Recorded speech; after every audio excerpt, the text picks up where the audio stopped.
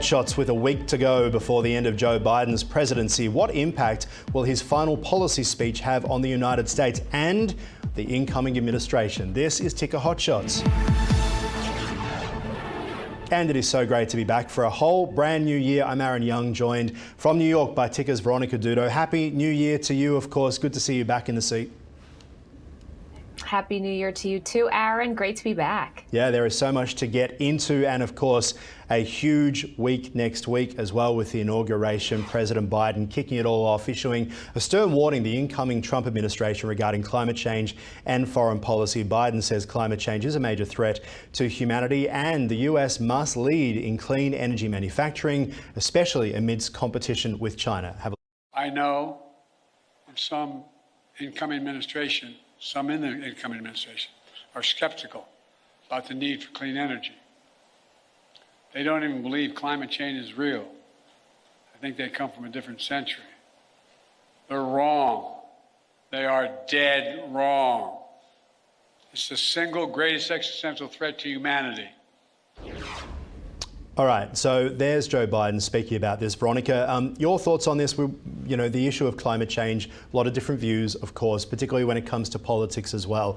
But so much of that $1 trillion infrastructure spend post-COVID by Joe Biden was spent on the clean energy sector. He's made that a real point of his presidency. We know that there's an incoming president who uses the words drill, baby, drill. That is very true. Obviously, with the election, we see somewhat of a mandate for the new administration that's coming in. We've seen people looking to that as a way to prosper, to make money, to have jobs, for the United States also to be independent. That's certainly one view.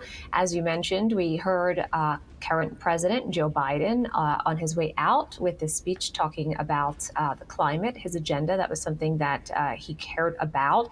As you mentioned, it is a complicated subject. You know, you're listening to lots of scientists with different viewpoints because it is such a very massive undertaking from so many different levels, you know, when you look at the climate and what is maybe the best way forward.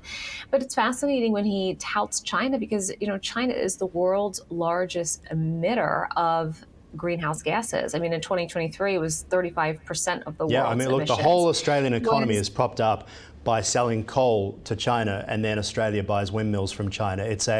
There's a lot of hypocrisy right down the line when it comes to how countries and governments, in Australia, for example, we have a left-wing Labor government who talk about climate policy being incredibly important, but they're propping up the budget by selling coal from Queensland and New South Wales to China. That's how we make our money.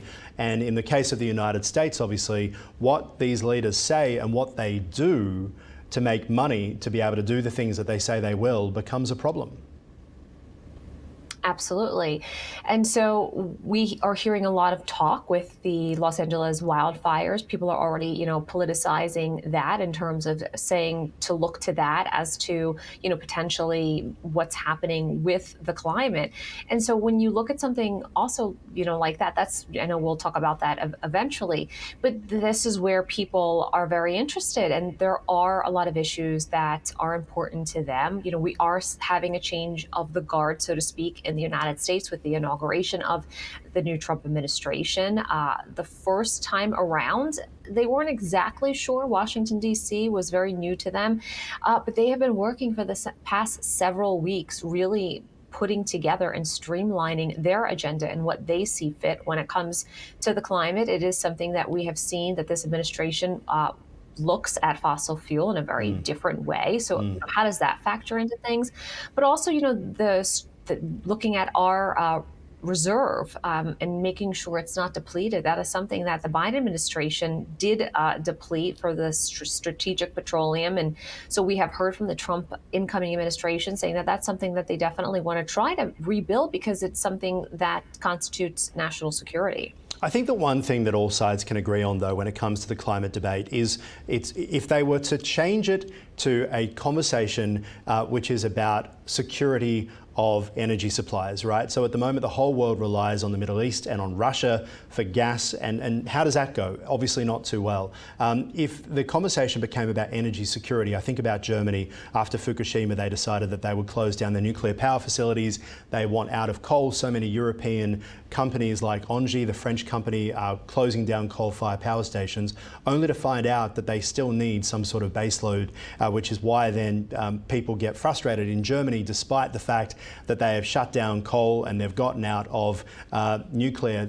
Now power costs 5 times more than it did, and emissions have gone up. That being the real world challenges that they are facing. Let's talk about President Biden talking about the legacy on foreign policy and also the economy, because it has been a good story. In fact, the Wall Street Journal has an article top page today, the Wall Street Journal being owned by the Murdochs, of course, saying that the one thing that Trump has to do with his agenda is not change anything, because the economy is humming along. Jobs are going well, businesses have bounced back, and things are looking pretty good. Let's have a listen to Joe Biden defending his economic legacy.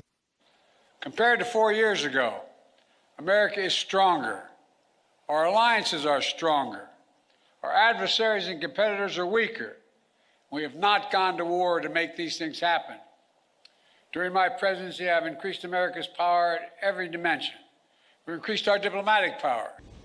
I mean, look, a critic will say we've got a massive war in the Middle East, we've got a massive war in Ukraine, and it feels like both sides there. Listening to Zelensky with Lee Friedman on the podcast on the way in today, he's calling Putin crazy still.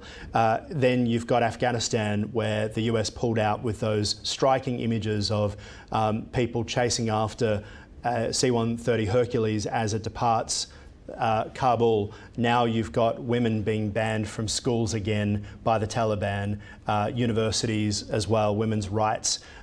Listening to Joe Biden speaking there, I can't see how his foreign policy has been that good. He's talking about China as the one bright spot, I suppose. So obviously, foreign policy is something that certainly does mean a lot. It can be factored into the election. We have seen from President-elect Trump, he really takes more of a peace through strength standpoint.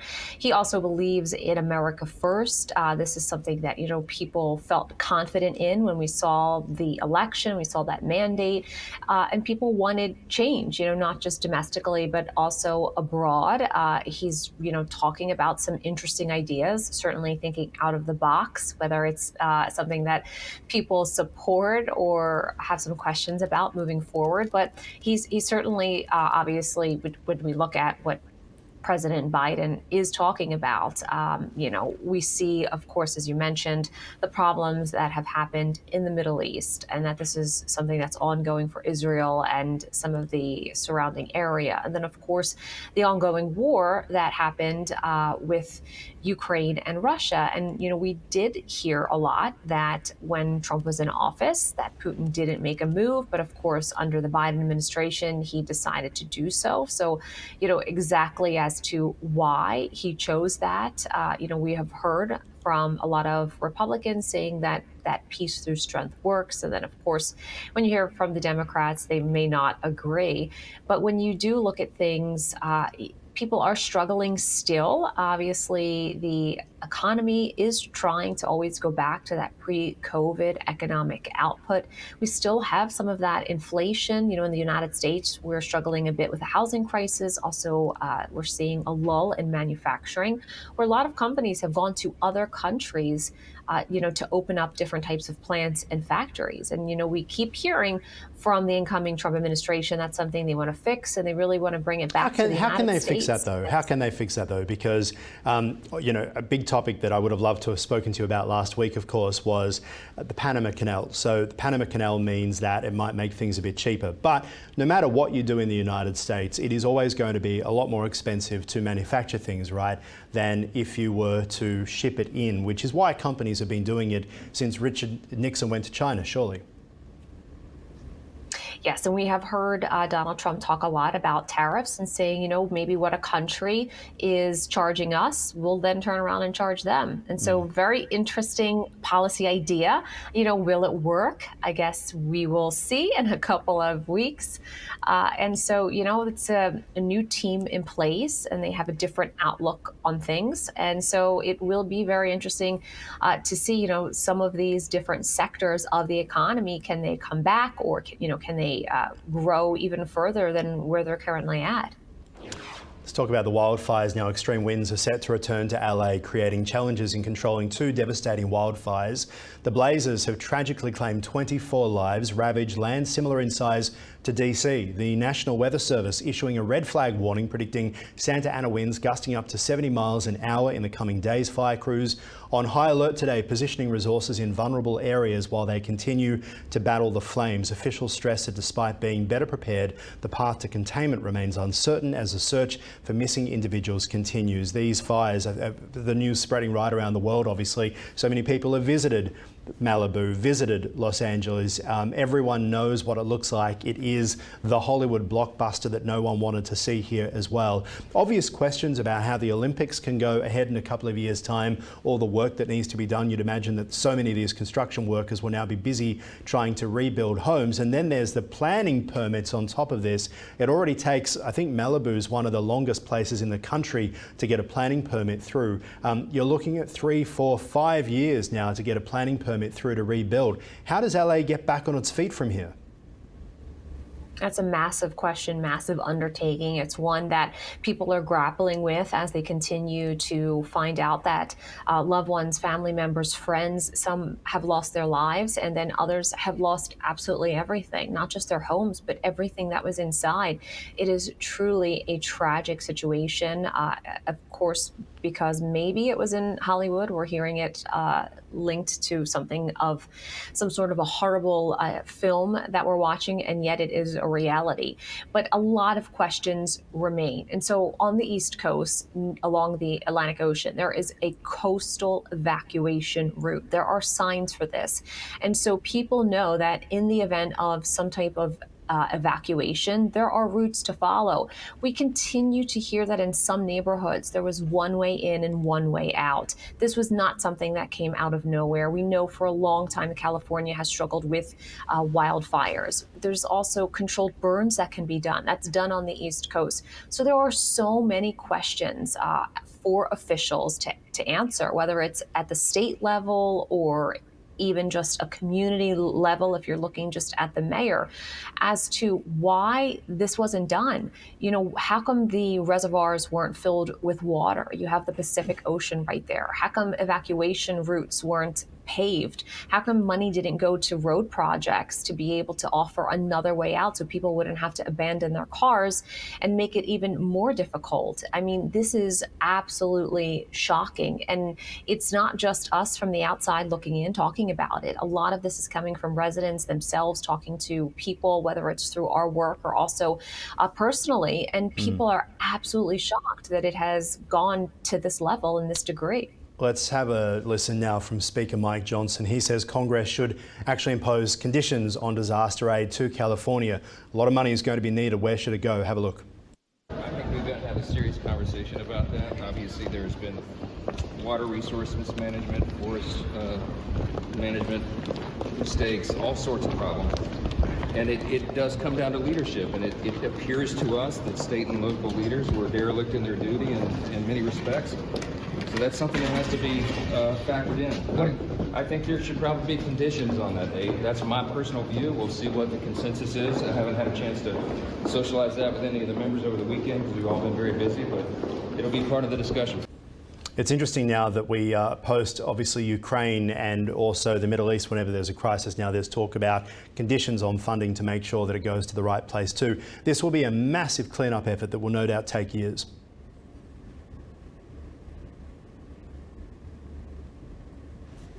want to see Americans suffer, not at all. I think that they just want to understand that if money will be given to the state, that they're not using it for something else, that those evacuation routes need to be made, that there needs to be controlled burns, that the reservoirs need to be filled with water, that there needs to be some type of plan in the event of a wildfire, which is quite predictable for California.